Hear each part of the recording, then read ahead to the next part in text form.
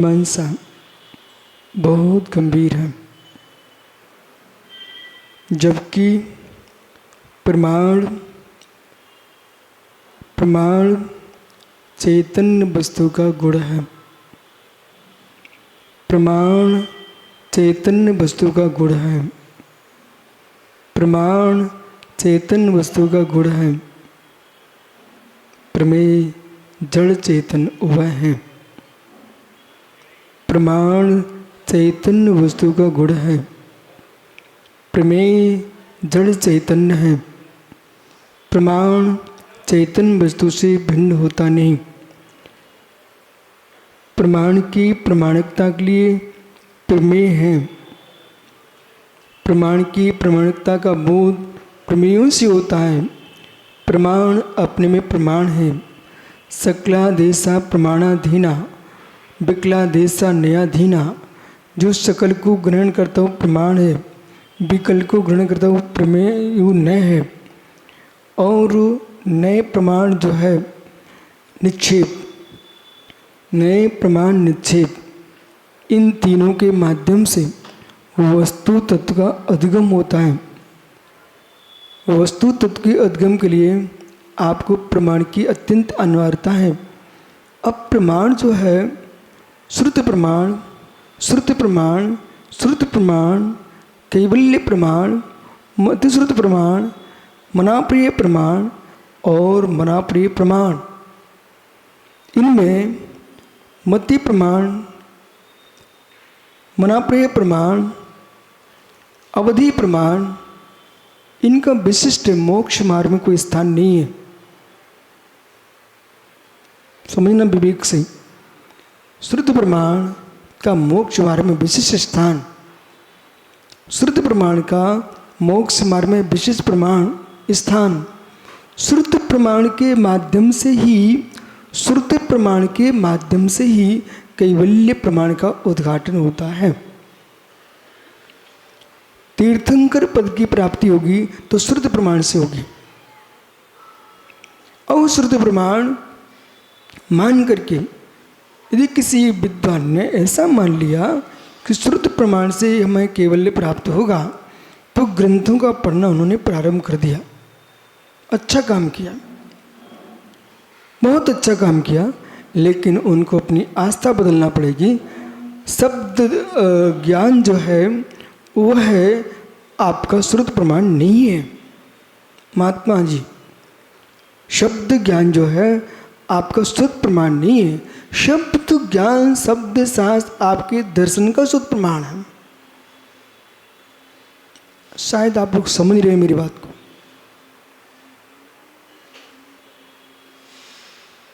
श्रुत प्रमाण ध्रुव श्रुत नहीं है मेरी आत्मा का श्रुत प्रमाण। श्रुत प्रमाण है जैन दर्शन का श्रुत प्रमाण। संपूर्ण श्रुत प्रमाण नहीं होता, क्योंकि अनर्दंड में एक अनर्दंड है, उसका नाम कुश्रुत, कुश्रुत, कुश्रुति, कुश्रुत। तो कु शब्द आपने जोड़ के रखा है, कु शब्द आपने जोड़ के रखा है, जिसे तुम कुश्रुत कहते हो, वो संपूर्ण उस कुश्रुत को मानने वाले उसे सुश्रुत कहते हैं। इसलिए संपूर्ण श्रुत प्रमाण नहीं है, संपूर्ण श्रुतियां प्रमाण नहीं है।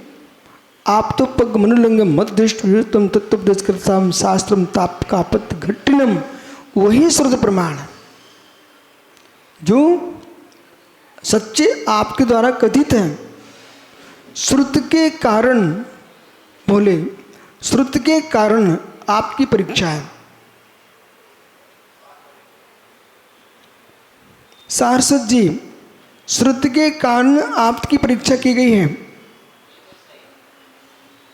श्रुत के कारण आपकी परीक्षा है। आपकी परीक्षा कारण श्रुत की बात नहीं की गई। श्रुत के कारण आपकी परीक्षा है। आप पहले अच्छे समझते हैं, भर लो, फिर मैं आगे बढ़ता हूं। श्रुत के कारण आपकी परीक्षा है, क्योंकि किसी ने किसी के आप्त को देखा नहीं है, न आपने अपने आप्त देखे वर्तमान में, न जितने कुछ शास्त्रों को मानने वाले उन्होंने अपने आप्त को देखा। लेकिन जो लिखी पोथियां हैं उनको देख देख करके सभी ने कहना प्रारंभ कर दिया कि आप्त के द्वारा कथित है, मेरे आप्त के द्वारा कथित है। जब आप्त की बात होने प्रारंभ हो चुकी तो हमको आप्त परीक्षा की बात करना पड़ी। बोले आप आप्त तो बोल रहे हो, तुम्हारा आप्त कौन हो सकता है? जिसके तुम वचन प्रमाण मान रहे हो उस आदमी का नाम बोलिए आप, वो तुम्हारा आप्त कौन सा है? जो हिंसा में धर्म मानता हो, पाखंड में धर्म मानता हो, छल कपट में धर्म मानता हो, इन सबको धर्म कहना प्रारंभ कर दिया हो तो कैसे धर्म हो सकता है? इसलिए फिर आप तो छिन्न दोषिणे सर्वज्ञेन गवेषणा भक्तबन योगन्य नान्यता आपता भवेत्। आप तो छिन्न दोषिण है। क्या भाग्य मेरा, क्या पुण्य ऐसा कि ऐसे आपके वचनों को मैं उद्घाटित कर रहा हूँ, ऐसे आपके वचनों पर अपने जीवन के निषेक लगा रहा हूँ जो उच्छिन्न दोषण है। मुझे मालूम है किसी कुतीर्थ में, कुदर्शन में जन्म होता तो आज ये वचन बल, ये आयु कर्म के निषेक, ये मनोबल की दृष्टि, ये प्रज्ञा की प्रज्ञता सब कहाँ बहती होती हो? सोचो आप लोग,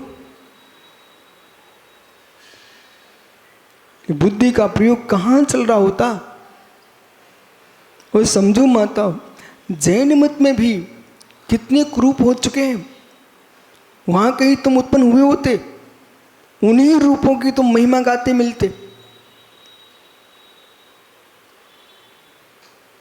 इसलिए प्रमाण को संभालिए और प्रमाण को संभाल करके ये श्री, पैसा, शरीर, सुंदरता, ये कोई इनकी महिमा मत गाइए।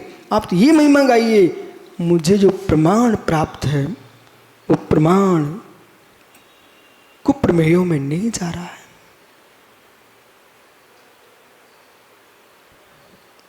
कुलिंग में इसकी प्रयोगता नहीं हो रही है, ऐसा अवभाग्य समझो, तब आपको मिलेगा केवल महापम।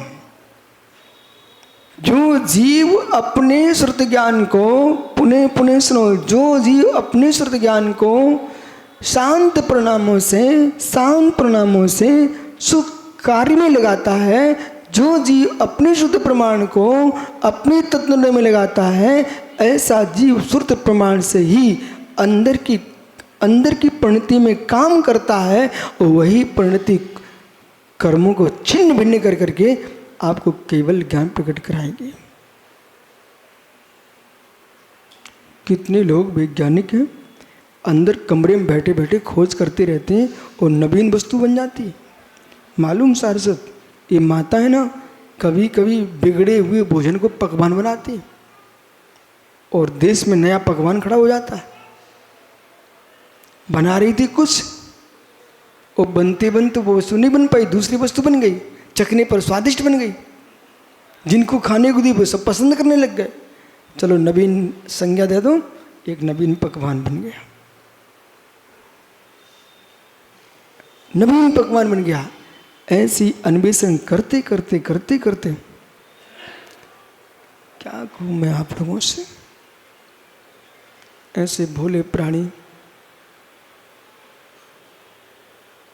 समझो हार्दिक, आप लोग अपने पर त्रास ला।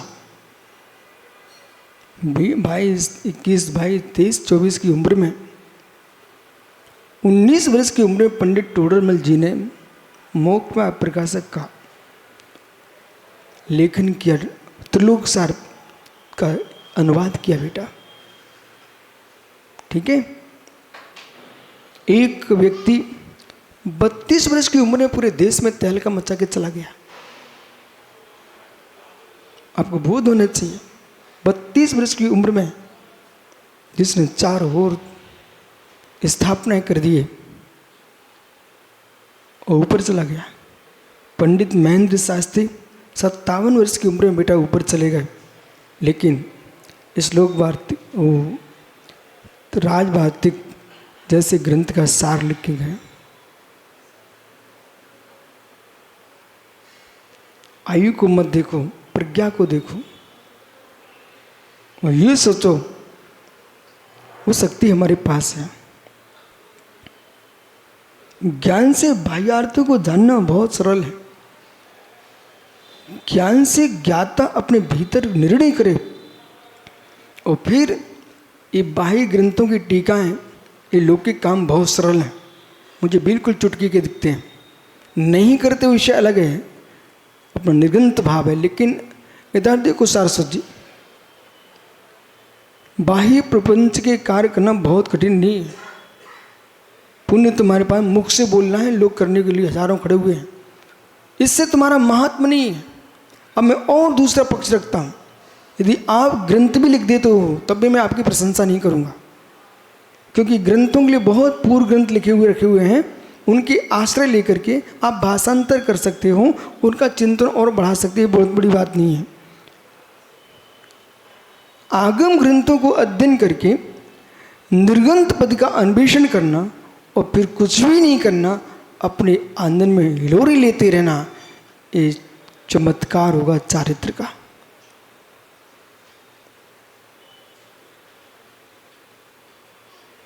कब तक पढ़ते रहोगे आप? कागजों को कब तक टटोलते रहोगे? ज्ञान को कब जानोगे? ज्ञान को कब जानोगे? ये तो सब गेय हैं जो तुम पढ़ रहे हो, ये सब गेय हैं जिनकी उठते बैठते चलते फिरते जो चर्चाएं चल रही हैं, वे गेय हैं। ज्ञान में कब डूबोगे? हर बृहद संघों की चर्चाएं आती हैं, बोले इसके लिए करो, इसके लिए करो, इसके लिए। मैं सोचता हूँ तुम यही करते रहोगे, कुछ मत करो। तुम्हारा निर्दोष भारत में चर्या का पालन करना ही जैनत्व की रक्षा है। एक सज्जन ने कहा, सोम जी कि आप क्या कर रहे हो समाज के लिए? मैंने कहा तुम शांति से पहले बैठो, तुम कितने बाजे फोड़ोगे, कुछ नहीं कर पाओगे। मैं जहाँ से निकलता हूँ वहीं महावीर के शासन की जय होती, और तुम भीख मांगते निकले, कितनी बैंड पढ़ाते रहो, बैंड बजवाने के लिए भीख मांगोगे ना, उतनी तुम हंसी करा के निकलते हो। बोलो क्या नहीं? इसलिए नाणस्य महात्म एक केवल ज्ञान का महात्मा है। ज्ञान अधिकार की पूर्णता करते हुए अंतिम गाथा लिख रहे हैं, ज्ञानी बंधु को प्राप्त नहीं होता, ज्ञानी बंधु को प्राप्त नहीं होता, केवल ज्ञानी बंधु को प्राप्त नहीं होता, बंध होने पर भी निर्बंध कहलाता है। कायोग का बंध है अनंत भगवान की, पता है आपको? एक समय का बंध भी है, आश्रय भी नहीं है मात्र। वहां पर बंध भी है। एक दूसरे के चेहरे मत देखो, ना भ्रम में डालो किसी को। देखो मैं स्पष्ट बोल देता हूं, आप आगे और पढ़िए, आपको मिल जाएगा। आश्रय तो है ही, लेकिन बंध भी है। आइए मित्र, समझो आप वहां बंध है और बंध को प्राप्त है। चार घाती कर्म का बंध उनको प्राप्त है, अभी उनके कायोग है, समझना, वहां बंध है। लगे स्त्री पढ़ना आगे, ये प्रवचन सार पढ़ना, आपको मिल जाएगा। नैपुण में निर्गण दी उपजड़ितेषु अट्ठेषु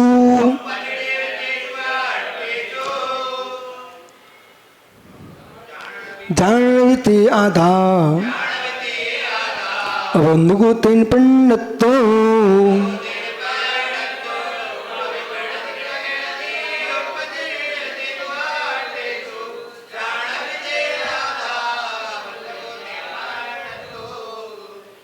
अब यहाँ पर ज्ञान को अबंधक कह रहे हैं। सुनो, ये ध्यान रखना, केवल ज्ञान की बात है, नहीं तो आप रजत जैसे पंडित बैठे ना ज्ञान सामान पकड़ लेते। और समय सार में संजय यही भूल करते हो। वहाँ आत्मा सामान्य की व्याख्या होती है, वो आप लोग गुणस्थान की व्याख्या ना करके सीधे संपूर्ण आत्मा को अबंधक मान लेते हो। यहीं से तत्व की भूल प्रारंभ हो जाती है। बोलो राकेश भाई बराबर। यदि कोई जीव श्री समयसार जी के प्रवचन अमृतचंद स्वामी की टीका का अभ्यास करके और गुणस्थान कर्म को नहीं समझता हुआ सामान्य व्याख्या समझ रहा है, तो सामान्य व्याख्या में वो आत्मा की व्याख्या है। ठीक, वो आत्मा की व्याख्या में आत्मा को पूर्ण स्वतंत्र कह दिया, अबंधक है। लेकिन ये तो देखो हमारा स्थान क्या, आर्त रोध ध्यान से परिणत आत्मा अबंधक कैसे हो सकती है? चतुर्थ गुण स्थान में अबंध यदि है तो मिथ्यात का है बराबर। चतुर्थ गुण स्थान में अबंध है तो मिथ्यात जन्य है, आवृत्तिजन्य नहीं है, कसायजन नहीं है, प्रमाणजन नहीं है, योगजन नहीं है, इसलिए बंधक है बराबर। तो ये आपको करणानुयोग को पढ़ करके समझना पड़ेगा, फिर द्रव्यानुयोग समझना पड़ेगा। वहाँ ज्ञान सामान्य की व्याख्या है, आत्मा सामान्य की व्याख्या है। एक सामान्य व्याख्या में आपको मालूम नहीं चलेगा कि मुनिराज की व्याख्या कर रहे कि श्रावक की व्याख्या है, सीधी आत्मा की व्याख्या है। और छोटे छोटे बच्चों ने रट लिए आत्मा की व्याख्या को, परंतु मालूम चला विचारों को जैसी जैसी मनुष्य का उद्भव हुआ, ये समझे। देखो ऐसी मेरी बातों को समझने की थोड़ा विवेक लगाना पड़ेगा। उस बच्चे को मैं अभी मनुष्य नहीं मान रहा हूँ, अक्षय को, जलज को, ये मनुष्य नहीं है, अभी बच्चे हैं, ये बच्चे हैं। पहले सुनिए ध्यान से। जैसे पुरुष का पुरुषत्व जन्म लेता है, जैसे पुरुष का पुरुषत्व जन्म लेता है व्यवहार दृष्टि से, 18-17 साल की उम्र में जब पुरुष जन्म लेता है तब उनको मालूम चलता है हमने छोटे में बिना पुरुष को समझे बिना ही साधु बन गए, और पुरुष जब प्रकट होगा अपने आप को संभाल लोगे तो साधु बने रहोगे, और नहीं संभाल पाए तो भ्रष्ट हो जाओ। जब तुमको बचपन में आप जो है जैसे कि शिशु कन्या स्त्री है, पर स्त्री होने पर भी स्त्री नहीं कहलाती, बच्ची है, वही कन्या जब पुत्र को जन्म दे देती है तो माँ बन जाती है, और कोई पुरुष रीझने लग जाए तो स्त्री बन जाती है, लेकिन छोटे में बच्ची होती है। वेद उदय की दृष्टि से सामान्य कथन में गर्भ में आई तभी से स्त्री है वो, लेकिन निश्चित धर्म प्रकट होगा एक उम्र पर। ये मैं नहीं बोल रहा, अमृतचंद स्वामी बोल रहे हैं। पंडित जी याद है आपको, समय सार से बोल रहा हूँ, आत्मख्याति टीका से बोल रहा हूँ। तो वहाँ स्त्री उत्पन्न होगी। ऐसी 18 वर्ष के 17, 18, 19, 20 साल के तुम हुए, पुरुष जन्म ले लिए। अब पुरुष जन्म लेने पर फिर अपने आप को संभाल के चलोगे तो हे मित्र अस्थि पुरुष चिदात्मा हो जाओगे।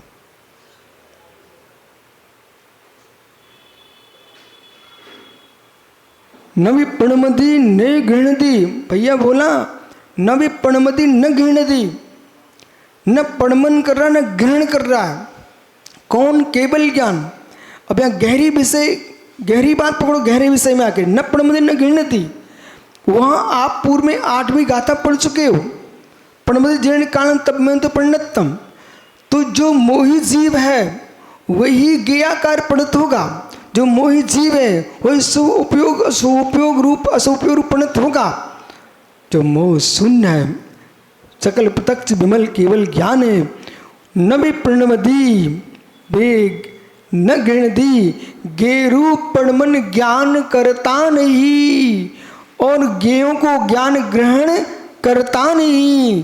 गे रूप ज्ञान उत्पन्न होता नहीं, उपपद्यते नैव, और गे रूप उत्पन्न भी होता नहीं। नैस्तर्थेषु उन अर्थों में प्रवेश करता नहीं। जानन पीते ऐसे परमेश्वर अर्थ सर्वज्ञ देव, जानन पी जानते हुए भी ते आधा अबंधको पंडित। वो आत्मा अबंधक है, इस अपेक्षा से केवली अबंधक है। पर योग अपेक्षा ध्यान ग्रहण करोगे तो वहां विषय बदल जाएगा। यहाँ की गे की ज्ञान की अपेक्षा कथन कर रहे हैं, निर्मोही है, मोह रहित है, अबंधक है। और बंध का प्रत्यय होने पर भी बंध प्रत्यय की दृष्टि से वहाँ बंध स्वीकार करो, और बंध के प्रत्यय होने पर भी मोह का अभाव है, इसलिए अबंधक है। आपसे प्रश्न है, उमा स्वामी महाराज ने बंध के कितने प्रत्यय गिनाए? सारस्वत जी पुण्य उमा स्वामी महाराज ने सुत सुनाइए।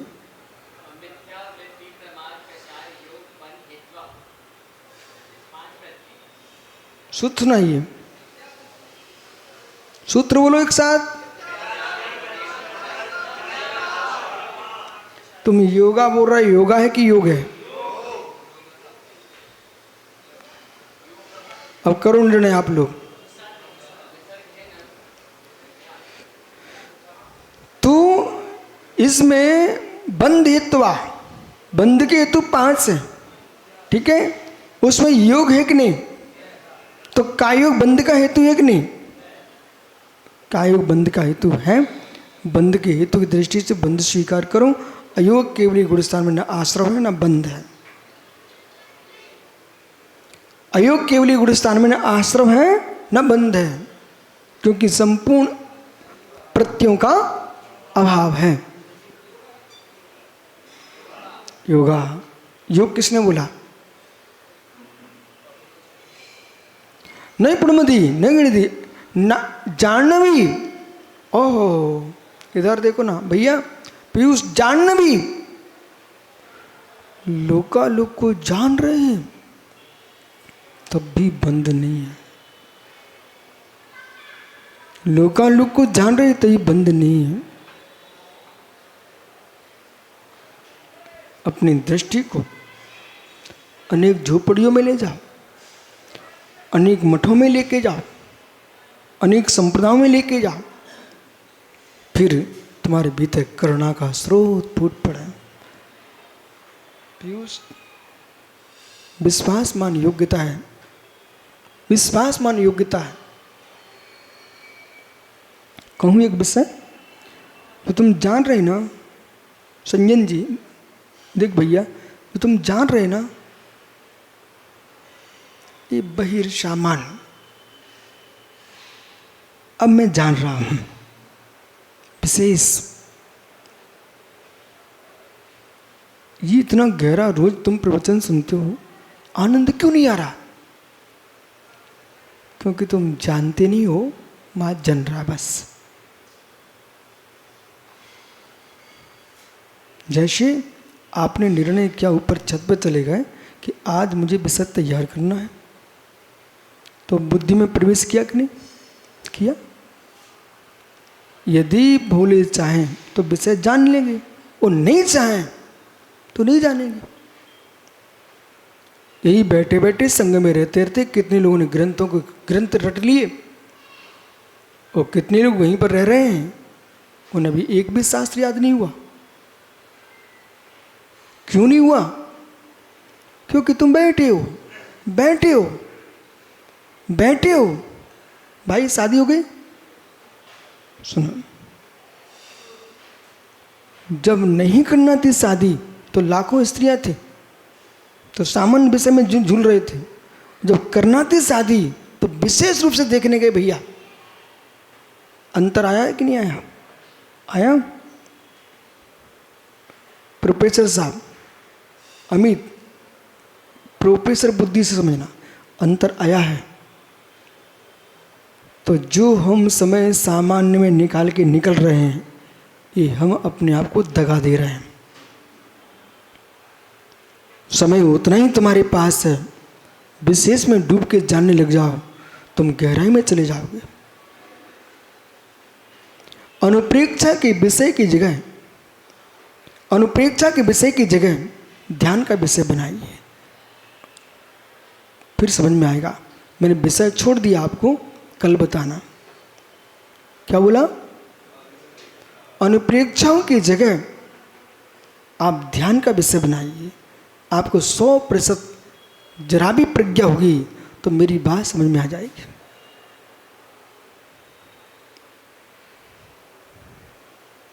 अतः प्राणिक स्वाध्याय प्रतिष्ठापन क्रियम पूर्वक जी जाया जान गिये कम निकलंकिड़े